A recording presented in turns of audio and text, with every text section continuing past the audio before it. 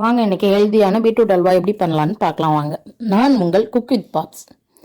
பீட்ரூட்டை நல்லா தோலை நீக்கி சின்ன பீஸாக கட் பண்ணி போட்டுட்டு கொஞ்சம் தண்ணி ஊற்றி மிக்ஸி ஜாரில் போட்டு அரைச்சி 2 கப்பு தேவையான அளவு ஜூஸ் எடுத்து வச்சுக்கலாம்.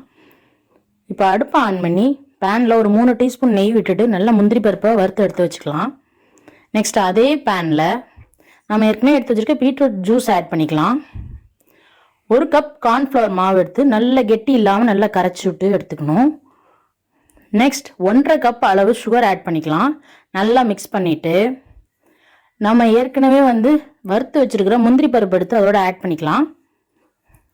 கொஞ்சம் ஏலக்காய் பொடி தூவி விட்டு நெய் விட்டு நல்லா மிக்ஸ் பண்ணி எடுத்துட்டோம் அப்படின்னா நல்ல சுவையான டேஸ்டியான அல்வா நமக்கு ரெடி. இது ஹெல்த்தியும் கூடங்க.